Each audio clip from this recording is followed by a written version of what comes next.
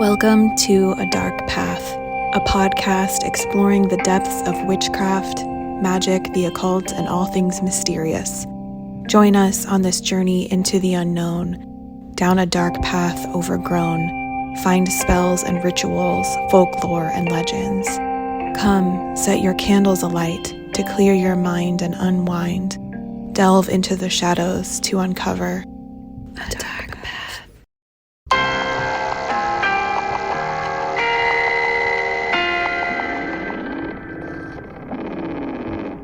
This episode is dedicated in loving and reverent memory to Susy of Blue Lightning Healing, whom we will deeply, deeply miss. We were lucky enough to call her a mentor and a friend in our time here together.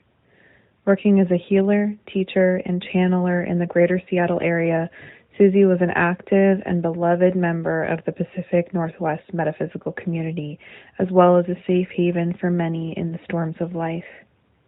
Thank you, Susy, for all of your love, humor, honesty, and your generosity. Stay cool, and we'll see you on the flip side. On our website, we will have linked all of Susy's online presence, any meditations, her social media profiles, anything that's still available as a resource to customers to use for free. We encourage you to learn more, to listen to as much of her content as you're interested in, and keep an open mind. Thank you. Welcome back to A Dark Path, a podcast exploring the depths of witchcraft, magic, the occult, and all things mysterious. I'm Allyson Hemma-Romane, and my favorite wheel is a cheese wheel. And I am Kristen, and my favorite wheel are pinwheels. And once again, we are in the presence of Heidi. Hi, I'm Heidi from Wise Wolf Craft, and if I had to pick a favorite wheel, it would probably be Wheel of Fortune. Big Vanna White fan. We are excited for today's episode about the Celtic Wheel of the Year and making your own wheel for celebrating as outlined in Year of the Witch by Temperance Alden. We're going to be reading Chapter 8 from the Year of the Witch, which is only 2 pages, so calm down, Kristen. Hey, now she'll know if she likes it. 2 random pages. That's perfect. Zing! Throughout the course of human history, people have been using the natural cycles and rhythm of the earth to celebrate life and death, marriage and divorce, health and illness. Each season comes with its own unique celebrations and cycles within the rhythm of the year. So when did the Wheel of the Year in its modern form begin to take shape? No one specific culture can lay true claim to celebrating things such as the moon, sun, season, harvest, solstice, equinox, storm, or really any other facet of nature. It is in our very souls to celebrate, acknowledge, and give praise to the things that make us feel alive.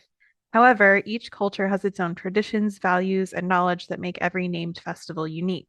Through time, as cultures have come together and been lost, stolen, shared, and conquered, many traditions have been made lost and made anew.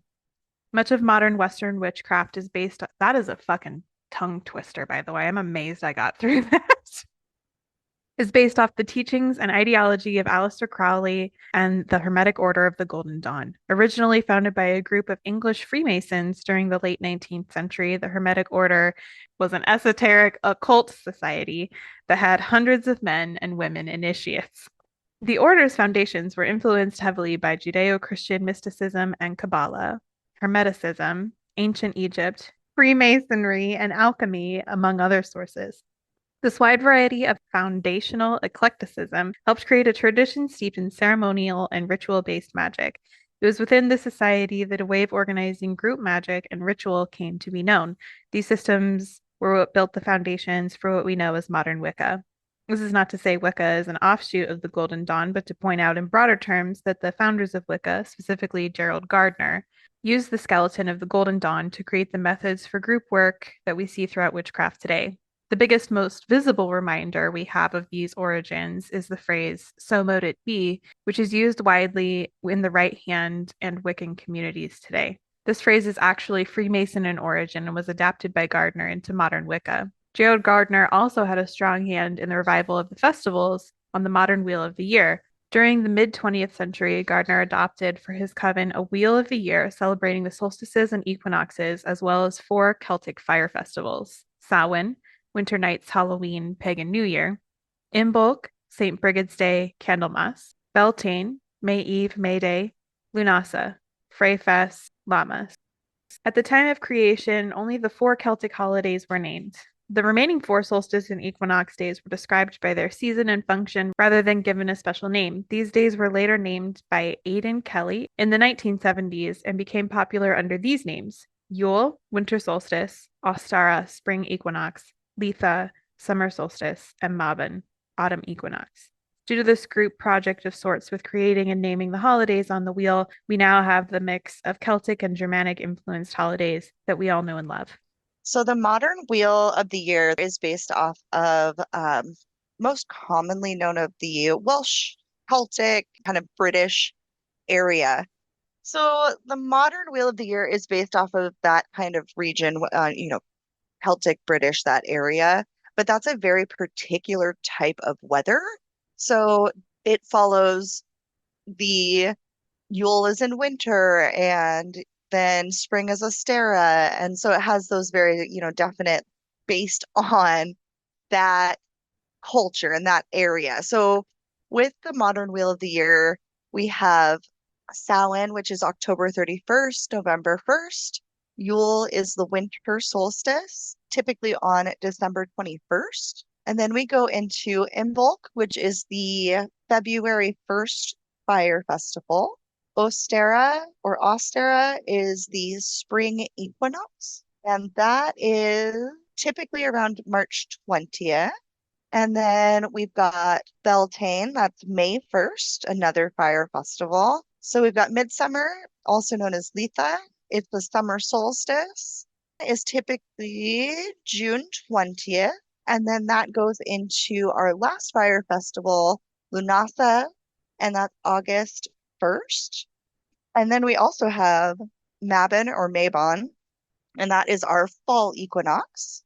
And then that is typically on September 22nd. So this wheel of the year was created for and in that northern hemisphere specific climate. So there are different climates. We have a northern and a southern hemisphere. So the southern hemisphere, I think, especially with, this book that Allyson was reading from, The Year of the Witch, that you can take what is in your region and adapt it to these seasons, because you have seasons wherever you are, even if it's 2 seasons or 26 seasons like we have here in Washington. So definitely take that, adapt it to your own region and see what resonates with you in your area and just go for it. I want to note the dates of the solstice change from year to year because they can fall between the 19th and the 23rd. Right. Yeah. So I looked up the ones that are 2024, 2025, but they do vary. So that's why I was trying to kind of be on or around. Perfect. So thank you.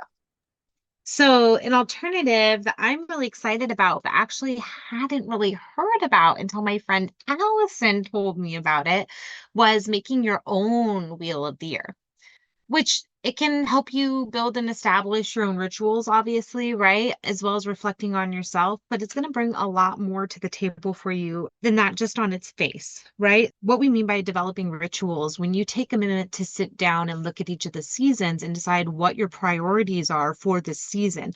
Is it that you're working with an element that season? Is it, again, whatever your priority is, that can help you build whatever ritual it is you want to be working in. When you're reflecting on the season, again, you're going to be looking at in our holidays, you'll be doing a lot of different, making a lot of observations. And when we do any kind of magic, we're thinking about timing, and creating the wheel will help you able to better envision what the ideal timing is for your spell work on a larger scale, not just on your monthly and day-to-day basis, but throughout the year. I also like to look at my energetic levels at a big picture. And this is very helpful to the when you do your own wheel, you can look at it and say yeah, okay, so let's say the Gregorian year resets in January, and then our year resets in, way other side of the calendar, like end of October. But then my personal year resets more like March or April. I feel like by the time I'm in Ostara, I feel like I'm in a new year, like I'm energetically renewed. And so those kinds of differentiating in your own personal wheel can be really powerful for you, because again, just advantageous times to be working different sorts of crafts. It also can help you become more in tune with nature and the land around you, right? When you are going through this wheel, you'll be able to look around at your own yard and your own habits and say, okay, so again, I go back to Ostera, but just because I was talking about it, but tulips, right? It's one of the first things that come up. It's one of the first things to collect. It's highly magical. You can use it in craft. It'll be time appropriate. You can put it in your home. You use it in besoms. You can use it in spell work. Small example of something you can do that will really put you in tune with the nature of the year and the nature of your own environment. Now, I use tulips because around here, we plant tulips. We have big tulip fields. It'll be different for you in your wherever you're living. So look around and check it out, see what you have. The same would go with I tend to have kind of two elements that I run for the year. I think I should pose those more like questions and say like, what are some of your personal thoughts for the months? And it doesn't have to be each month. Like you could just do a couple, we could each do a couple of standouts. Right. Like Oh, I could be like, okay, so I really think like in May, one of the things that really resonates with me is whales, right? That's when the whales come home here. If you want to see them, that's when it starts. So that's a big one for me, right? But that's one, that's a specific example. It's not like super like necessarily elaborate, but then it gives you the example too that like, I don't know, while May might not necessarily the holidays during that time aren't necessarily that's a big fire holiday, right? That's yeah. not but so you wouldn't necessarily think jump to the ocean to look for the thing that makes you think of the fire holiday, but it's different for everybody what brings you into that season, right? Yeah. On a totally different note, another reason I think it's great to do the wheel is you well twofold. One, if you do it physically, like I'm putting mine into my grimoire, it's been such a healthy release for my sacral energy, like just to do something creative, make something beautiful, self-expression, right?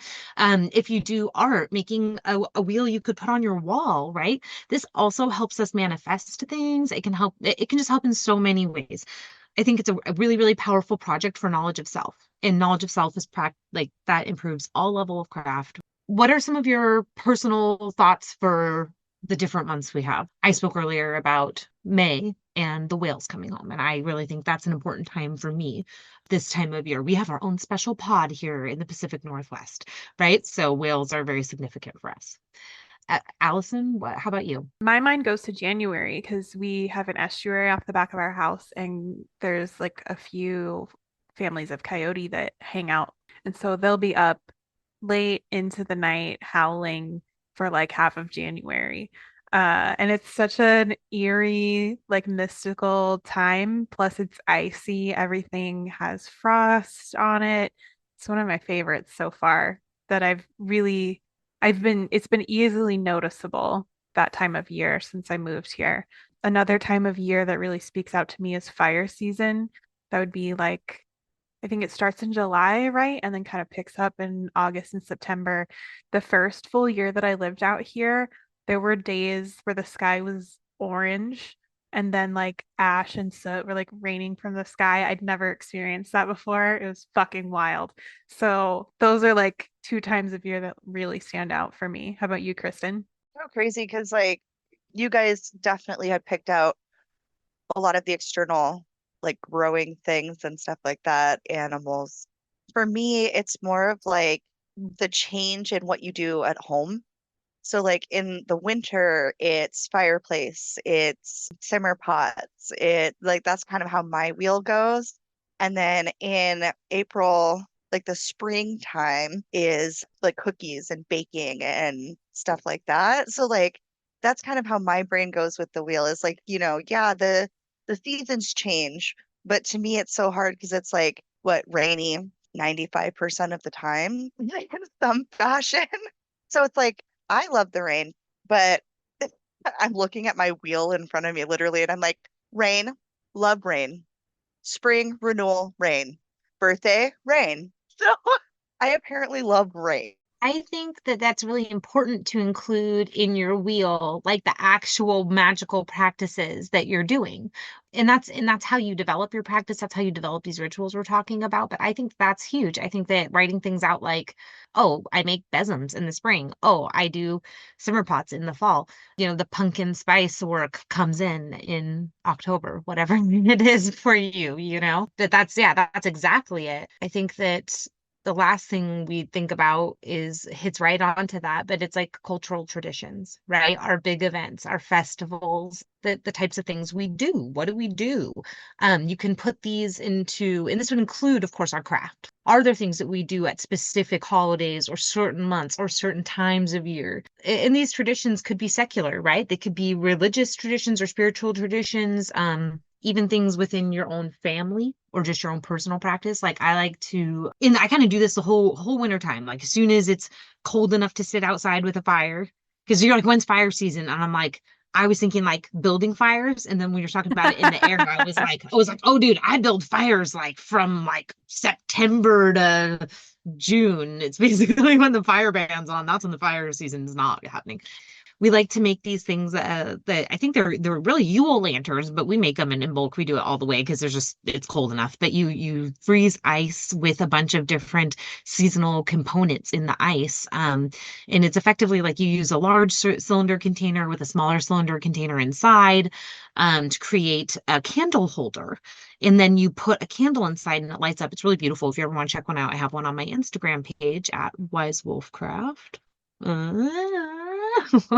was really smooth, by the way. It felt really smooth, and I almost couldn't remember my Instagram handle. So I can woo. see you're blushing a little bit too. Like you're a little taken did. aback by how charming you were. It was very smooth. I just thought, oh, he slid that right in, is what I thought, and then I made myself blush. So and by seasonal components, I mean things like cinnamon sticks and pine cones and fir needles and whatever else. You could put anything you want in it, but remember this, they melt as you burn them. So I put them outside, right? And you don't leave them unattended because they're fire. Now they're going to be, I mean, largely they'll be fine because they're surrounded in water, right? It's a pretty cool little thing you've done for yourself. But I bring them outside and we'll have like dinner and I'll put them on the ground around us. And it's like the cutest thing. And it makes you feel like your whole holiday is just snatched. So I'm anyway. trying to figure out if there's anything we have to say about fire safety in these lanterns, but like I know, I'm like, it's surrounded by ice. It's fine.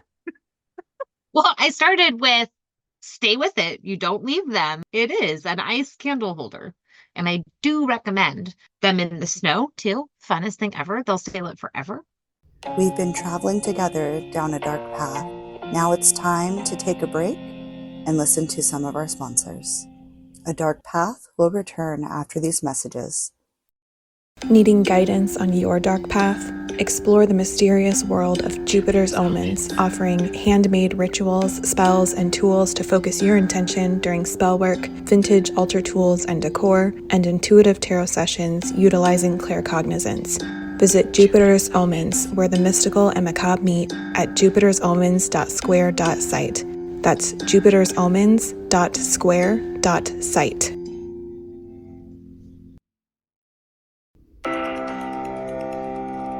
Light the way on your dark path with Wise Wolf Craft's unique selection of tools for living with intention. From manifestation kits to altar items and divination tools, we have everything you need to connect with your inner wisdom. Wise Wolf Craft offers Reiki and other energy healing sessions, divination readings, and a variety of classes on topics like intuitive tarot and personalized spell work. Unleash the power within. Visit Wise Wolf Craft today online at wisewolfcraft.com and on Facebook and Instagram as @WiseWolfCraft. Wise Wolf Craft, tools for living with intention.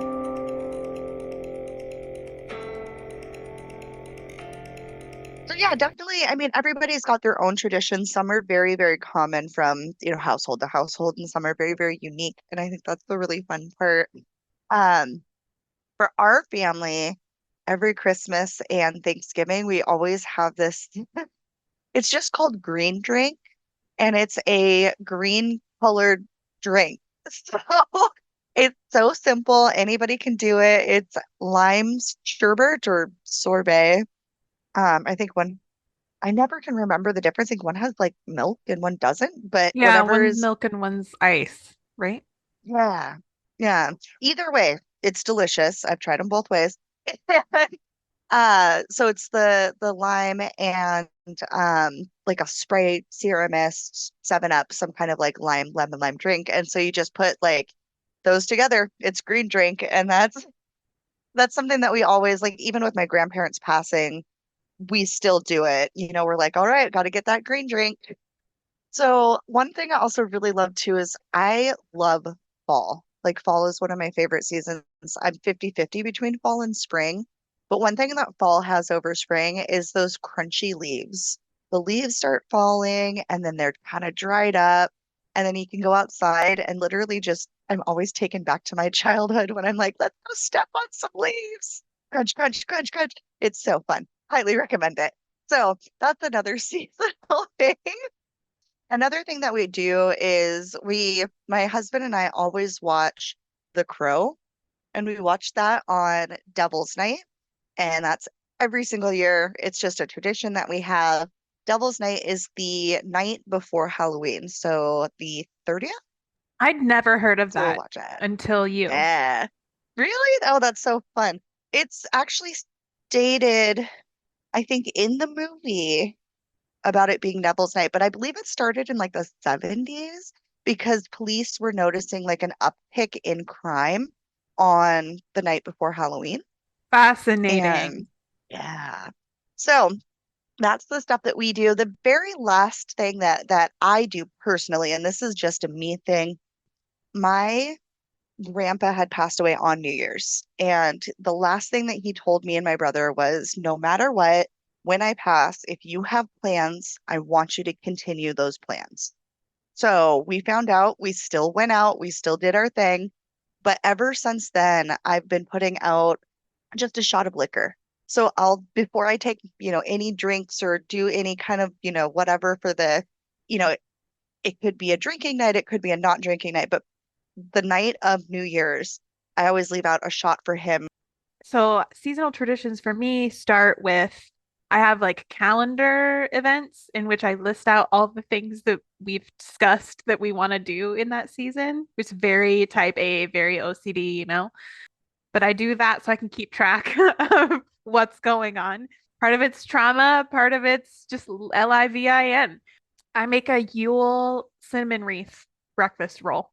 So I have a spring pan and I use biscuits, like Grand's puff up biscuits, with like maple syrup, nuts, butter, things like that. It's a great time. We also give each other surprise present sacks, SACKS, Heidi, in which we do like a gift exchange. Keith and I do a gift exchange. So we'll like fill a little bag of goodies for each other, and then that's that. We also like to make hot chocolate and drive around and see all the lights that other people put up because that's not my personal jam, putting up lights. You live next to one of the best light shows in Marysville. It's like right down the road at the golf course at someone's personal house. Do I? I haven't seen it yet. Okay.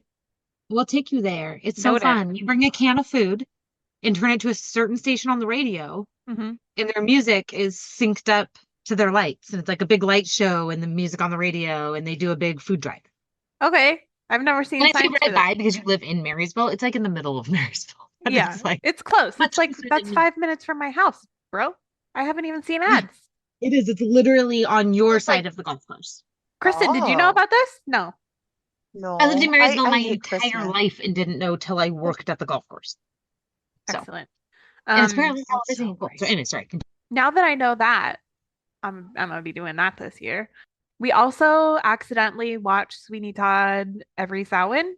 We don't really think about it. We just kind of do it. And then we also accidentally watch The Labyrinth, like Jump Magic Jump, every Lunasa. Again, we don't plan it. We just like that's the rhythm that our movie rewatching schedule is on. Personally, I like to do shadow work for my birthday and have Japanese curry. That's a tradition for me. And then my husband's birthday tradition is having sushi and making blindfolded cherry pie. One thing that we try really hard to do, I feel like, and I'm thinking of the fall, of course, because this time of year we're in, but I feel like we have a ton of projects based around not letting things go to waste, processing stuff for the winter, right? So where we live, apples are like off the hook. You like everybody's got apples. There's your apples coming out your nose. So we do like cider and pie and donuts and sauce and any damn apple cookies, any apple thing you've ever appled, I have appled. Can we play a game really quick? Yeah. Okay. Have you made apple spice cake? Oh, I don't make cake, but Jessica has, I'm sure. My sister-in-law. Anything I have not apple cheese. I don't make cake. That's like real baking. I make apple pie. Have I've you made made apple apple fritters? crumble. I've made no, because that's baking. Again, that's like a No, it's donut. not. No, you like Fritter grate is a them up. donut. You like Donut? grate them up and you fry them. Yeah. You said you've made donuts. Heidi, I feel I like you have lied Donut to made with me. apple on top. donuts. No. No, so I have made donuts, but I don't make donuts. When we make apple donuts, it's where you cut an apple ring and you like flour and cinnamon sugar it and then fry it. Oh, Oh, That is fucking bomb. it If sounds I've done bomb. that. it's amazing. It is. It's bomb. It's an art. You have to be patient, and I'm not, so I fuck it up a lot of times because you have to let the oil get hot enough. Do you know what I mean? I just get too hungry and I put it in there before the oil's hot enough, and Yeah. then you get like not. It's still clearly it's still edible because I keep doing it, but if I waited, it would be much better. It's like golden and crispy then, and the inside's all like melty, right? And Yeah. then you can even like powder sugar it if you wanted. Like it's good. That sounds fun. It is fun. I mean, like so I have in the past thrown like a party around this time of year, Hmm. around like either the solstice or somewhere in between, and we do a big apple processing party. Everybody comes to my house, and I like make labor. I'm like, here, come to my house, Hell and yeah. then here, eat apples, and we press apples, like and we put the kids to work because like my niece and nephew come, and like we make apple donuts. You ever done wassail with the The apples? test. No, yeah, Oh, it's totally felt different. Not wassail, the standardized Washington test, but wassail, it's like Wassil, and it's like the way that I've done it is you take an apple, you puncture the cloves like all over in it, and then you can throw all sorts of stuff, like whatever you want, or like, but like cinnamon, apple juice, or apple cider. You like just put it all together, and then you can like adjust it with whatever kind of flavors you want, and then you just take that apple and let it kind of simmer in the cider that you made. Once the apple's really, really, really soft, you just remove it, and now you've got your wassail, and it's full of all this delightful, wonderful, good stuff. Was that a family thing you did, Kristen? That is the thing I did. Okay. So my family never like did that specifically, but I love, so it started with the packets of apple cider and peach schnapps. And I was like, this is so good. I love this. I wonder if there's a way to make it like non-alcoholic. And then I kind of went on my own little tangent and I found wassail. And then that's just kind of been a thing that I've done because you can add alcohol to it if you wanted to, but I just didn't want an alcohol version. So it was just kind of a weird thing that I ended up stumbling on. It's interesting too because it's Celtic. They Mhm. sell it at World Market. I totally forgot. Cost Plus What? World Market sells bottles of wassail. Oh They did no. when I was younger, anyways. We bought it for a homie, but it's a German version, so I don't know if it's exactly the same, but it's like a mulled cider, effectively. Yeah. But that one's booze content. I wonder if I probably could find the brand. But that's dope. I've never done that. I would love to do that. I've made beer, but I've never made anything outside of beer. Or well, I've made some liqueurs and wine, but not like um But it's kind of like you get a simmer pot and a drink all in the same go. It's super yeah, that's great. dope. So one last thought on Wheel of the Year I would have. Don't be afraid to start and don't be afraid to let your wheel evolve and change as you do, right? Like sometimes I get hung up on the idea that like well, I don't want to make this like artistic thing, or I don't want to put effort into this because I'm not sure if it's the final version, which you can't see my air quotes, but I'm making quotes over final version. It's valuable right now. It's valuable at any stage. You just leave room mentally, right? Just say, hey, this is where I'm at right in this moment. And it's a snapshot of time, right? It doesn't have to be more than that. It can be whatever you need it to be. So begin, know that you'll adapt and evolve as you go, I guess would be my last thought, because mine has definitely changed a ton. And I have like just as another thought, I have a ton of like totally Christian holidays on mine, which is probably different than a lot Really? of people who have a wheel Yeah. of the year. Yeah, I celebrate Christmas. Absolutely. I celebrate Christmas with my children. Shit, we even celebrate Easter. Yeah. I always joke that I'm like, I've told you in the past, I never really stopped believing in Jesus. I just believe in a lot more now. There's a lot of other stuff I believe too. I'm just not so exclusive with my belief system anymore. But that was a big part of my being raised, and we have a lot of joy in those holidays and it brings a lot of joy for my family. And so I totally include them in my year, which again, I think I just throw out there because it's kind of counter. Like I don't actually consider myself super Christian these days. I practice witchcraft. So you might not like immediately go like, oh, Easter's probably on your wheel, but it can be because it's supposed to be for you, right? So like that's just again, just don't be afraid if it feels like everything's acceptable. How long have you been working on your wheel? Oh, since I don't know, Allison, this summer sometime, midsummer, I think, was when I really started putting cutouts in bags and thinking about it mentally, but I didn't put glued paper until end August even. Yeah. As far as like, because I'm making mine like little in my grimoire with different like some written things, lots of magazine cutouts because I like to do that for collaging for my own like artistic thing. Um yeah. So I mean I'm speaking to you as an experienced beginner. I'm curious. So, like, I started mine in January of this year. That's how long I've actually had one made. And after speaking with you about like energetic, like personal energetic cycles, I want to like add to it, I guess, or revise it in a sense because there's kind of like an ebb and flow of like when I have energy and when I don't have energy. And it's not necessarily rhythmic, but yeah, so I kind of want to go back and add that layer to it because that's not something that I'd really thought of. But I made like a wheel with like graphics in Canva, and it's just You super know, personal. And that's what I enjoy about it, that you can make it as custom tailored to you as you want it to be. So, like May, we were talking earlier in the episode. I have a whale also, right? Part of this wheel is helping me learn the natural rhythms of this place that I've moved to and love so much. I have lupine because I know from social media that that's when photos of lupine on Mount Rainier start popping up. But yeah, so like it's kind of a mix of like observations that I've made over the past 3 years and then also researching animal patterns and stuff like crabbing season, when the bears fall asleep and wake up out here, when the rainy season starts, things like that. It's really fascinating. How about you, Kristen? Have not been doing mine as long as you guys have. I honestly started at at the camp thing. At Our our adult hangout, sleepover? ever, funnest night our ever. adult sleepover. The So I started twerking night. then. Yes, we all learned how to twerk around the bonfire. We should put It was that on great. our wheels of the year. That's it's like the beginning of September. We should have Time butt to cheeks. work and Twerking. twerk. Yeah. I've really started just kind of the seasons and what I notice. So, like March, for example, I've got like spring renewal, growth, change, and then April, because April's my birthday, so that's important, and butterflies. And then it'll like continue through like, each thing. And then it gets into like June, and I'm like, hot, summer, July is firework, hot, festival. And then August is hot as fuck, Leo, dragonflies.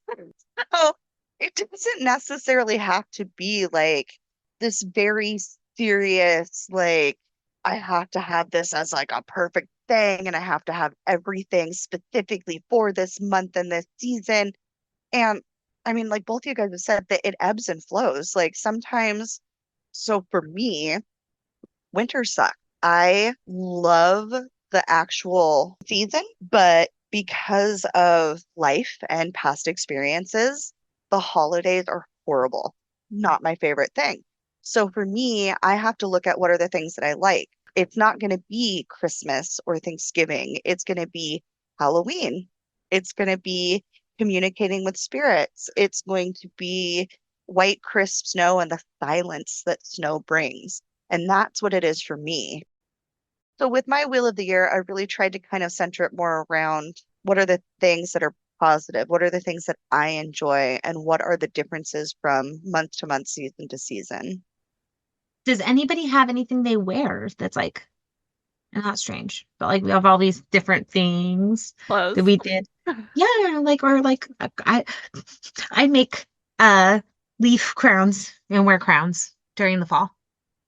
It's really enjoyable. You do it with wax and dried leaves, and then you just like fold them over a piece of string and they dry, and you can tie it to your head, and they're done. I But really appreciate the spectrum that's represented here of like Kristen's like a homebody, right? So like her wheel is revolving around stuff that happens in her household, right? Stuff that she can control, stuff that she feels she should do. Heidi's is like nature-based and then very fun, right? Mine is nature-based and very focused on reflection, which is really interesting. It's like this time of the year I do this reflection, this time of the year I do this one, and then my birthday I do this one, and it's really interesting. I think it makes a lot of sense. I think it's representative. I actually was gonna say, you're like, I like to do shadow work for my birthday, and I just thought, of course you fucking do. And it's like, so you, who wants to do shadow work on their birthday, Allyson? But a fucking well-integrated person. Good for you. You're like, I like my demons so fucking much. Let's do it on my birthday, dog. Like, I'm just not there yet, but I'll get there. Thanks for being here today, Heidi. It's always a joy to have you on the show. Thank you so much for having me. I love being here and talking about all our witchy wonders and weirdness. Did you see in the outline it says say thank you or else? Yeah. Did you Yeah, remember when I did that? Thank you for having me. We are always looking to connect. If you have any topics you'd like us to discuss, questions, or want to get to know us, please email us at adarkpathpodcast@gmail.com.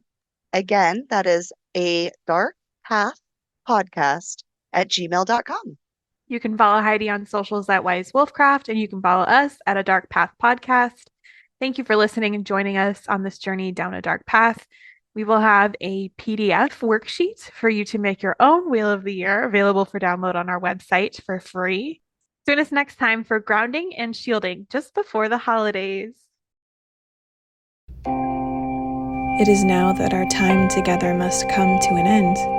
Thank you for joining us on this journey, a dark path come to a bend. Find us here bi-monthly on your favorite place to stream, and follow us on social media for news in between. A dark path is there, winding and waiting ever. May you craft peace, knowledge, and alignment, so shall it be, or something better.